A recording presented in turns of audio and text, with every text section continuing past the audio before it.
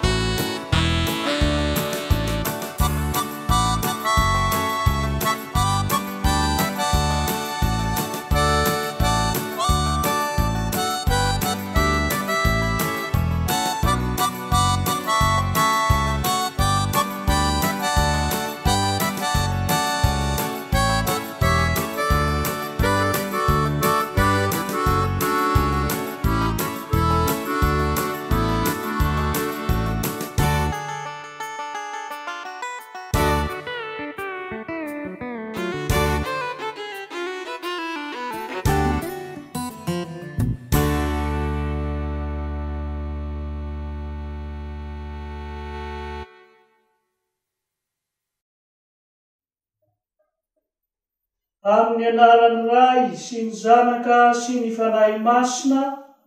Amen. Omba tsika mianakavy eny fahasoavan'i Jesosy Kristy Tompontsika, ny fitiavan'Andriamanitra Ray ary ny firaisana amin'ny Fanahy Masina ho tanteraka tokoa ane izany. Dia miarabantsika AFAFI-FET amin'izao ora sy fotoana natokantsika hivavahana manokana amin'ity andro anio ity. Volana faha-9 amin'ny Vavaka Hasiviam-bolana izao. Ny lohahevitra manentana antsika dia ny dingana faha-9 ao amin'ny lalan'ny fo. Ny tambajotra-pihavahan'ny Papa manerantany sy ny tambajotra mpampiona mitsinjo ny filan'ny zanak'olombelona sy ny iraka tanterahin'ny Eglizy. Ny vavaka fanolorana ny andro ary no entsika hanomboana izao fotoana izao, na dia efa samy nanolotra ny andro aza isika tamin'ny maraina vao mifoha, dia atolotrarintsika azy tompo mandrakariva ny fiainantsika manontolo.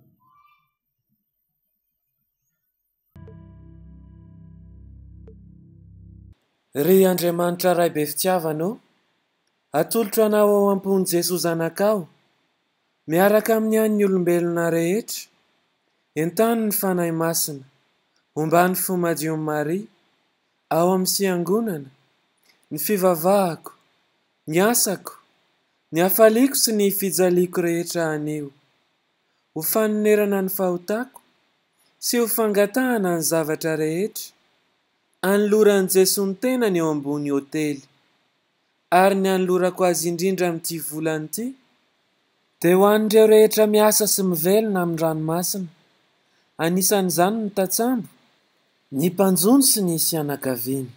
Samiary isika mivavaka mangina ao am-po, manankina sy manolotra amin'Andriamanitra izay etaeta-pontsika tsirairay avy. Tsy adinontsika ny manolotra ny fiainan'ny FET sy ny AFAFI ny Madagasikara ao anatin'izao fankalazana ny 100 taona izao. Ary tsy adinontsika ihany koa ny manankina amin'Andriamanitra ny fiainan'ny olombelona rehetra, indrindra manoloana izao arety mandringana mahazo ny zanak'olombelona izao.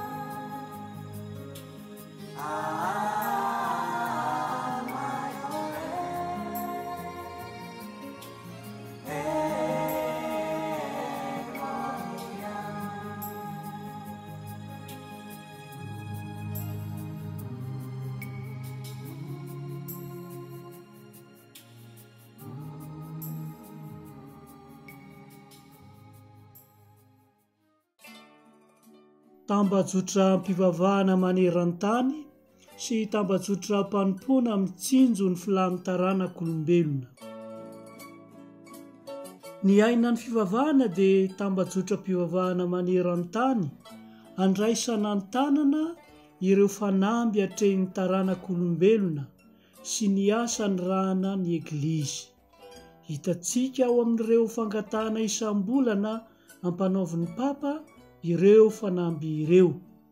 Fangatahana maneho ny fiahiny an'izao tontolo izao sy ny Eglizy ankehitriny, ka tokony hitaridalana ny fivavahantsika sy ny asa ataontsika mandritra ilay volana voatondro.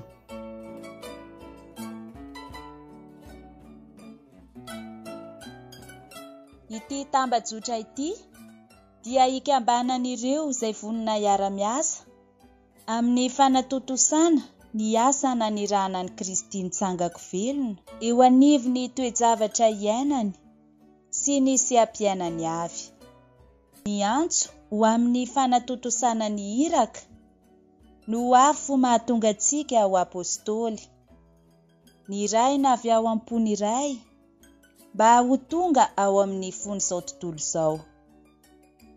Noho ny afaka izany dia nifidy 27 lahy hafa koa ny Tompo, ka naniraka azy tsiroroa hialoha azy any amin'ny tanàna sy ny tany rehetra izay efa alehany.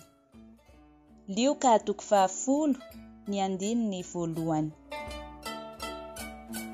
Ny fandraisantsika anjara amin'ny ho tambajotra mpivavahan'ny Papa maneran-tany io no mahatonga antsika ho iraka sy vavolombelona ary endriky Kristy eo amin'ny fiainantsika manontolo mihitsy. Iraka hitondra ny teniny eo amin'izao tontolo izao.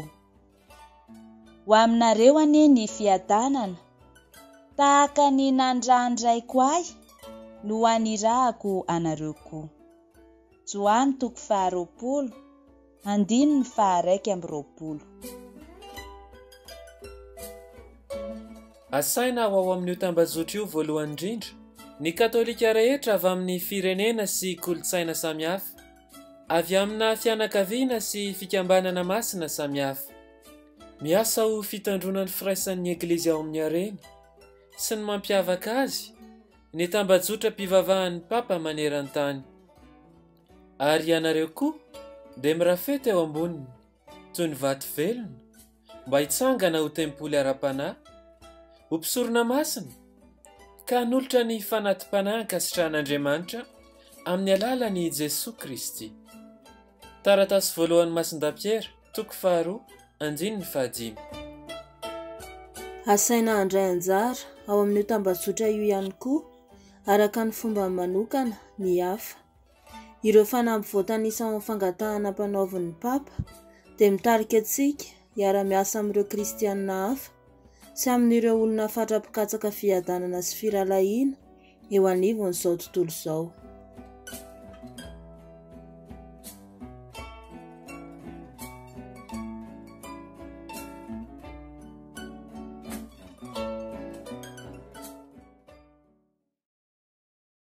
Ry Andriamanitra rainay o, mitsaokanao sy misaotranao zahay noho i Jesosy Kristy zanakao fa nomeza ny fitiavanao ho fiainan'izao tontolo izao.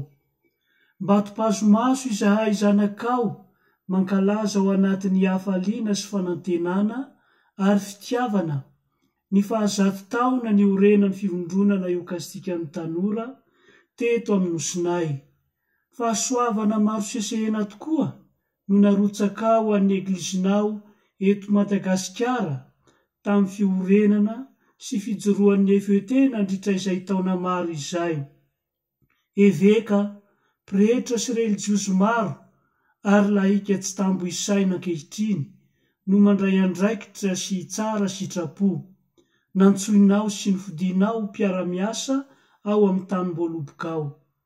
Nentinao nampandroso ny firenena sy ny Eglizy tamin'ny fitoriana ny vaovao mahafaly izy ireny noho ny fanolorantena ny aina ny isanandro. Ankehitriny, avao izay ao amponay ny finoana sy fitiavana ny Eukaristi masina, fahatsiarovanay ny nahafatesany zanakao sy nitsangana ny ovelona, hoentinay mirotsaka hatrany momba ampahafoizantena tanteraka amin'ny fanitarana ny fanjakana eto amin'ity nosy maminay ity. Ny fanahinao masina ne hanome anay ny fahazavana sy ny hery mba ho vavolombelona mahatoky ny evanjely izahay, iray aina bebe kokoa amin'ny Kristy, ka ho tonga iraka hitondra ny teniny sy hijoro ho tena vavolombelon'ny Eukaristi marina tokoa. Velomy amin'ny teninao sy ny mofo ny fiainana tolotrao zahay, mba hiombona amin'ny masina Maria, reniny zanakao Andriamanitra, sady reniny Eglizy, ahafahanay mitondra vokatra be ho famonjena izao tontolo izao. Miaraka amin'ny masindahy François Xavier sy masimbavy Terezin'i Jesosy zazakely, olo-masina mpiaro anay zahay no mangataka izany aminao, amin'ny alalan'i Kristy tomponay. Amen. Sainay mitandry, ho amasinina neny anaranao, ho tonga neny fanjakanao, ho tanteraka neny sitraponao, etsy an-tany tahaka ny an-tandry. Omeo anay io ny anay isan'andro, avelao fahotanay, tahaka ny amelanay izay nanao ratsy taminay. Aza velana ho azy fotoan-dratsy izahay, fa manafanay amin'ny ratsy. Amen. Arahaba ny Maria fena-soavana, ny Tompo ao aminao, nosoavana noho ny vehivavy rehetra ianao, ary nosoavana i Jesosy nateraky ny kibonao. Masina Maria ren'Andriamanitra, mivavao anay mpanota, ankehitriny ary amin'ny andro fahatesanay. Amen. Voninahitra ny ho andray sy ny zanaka sy ny fanahy masina, tahaka ny taloha sy ankehitriny ary mandrakizay. Amen. Masimbavy Terezin'i Jesosy zazakely, mivavao anay. Masindahy François Xavier, mivavao anay. Rifo masin'i Jesosy, matoky anao zahay. Dia misaotra antsika rehetra ary tamin'ny fiombonam-bavaka teto tamin'ity ora ity. Aza adino fa isan'andro isika no tokony hanao ity vavaka ny taon-jaobily ity, indrindra mandritra izao vavaka Hasiviam-bolana famaranana izao. Omena antsika ary ny tso-dranon'Andriamanitra. Omba antsika mianakavy eny Tompo, ho tanteraka tokoa ny izany. Dia hitso-drano sy hitsimina antsika ny Andriamanitra mahefa ny zavatra rehetra, ny ray, ny zanaka sy ny fanahy masina. Amen. Hitantana ny diantsika sy ny fiainantsika hatrany ny Kristy, isaorana ny Andriamanitra.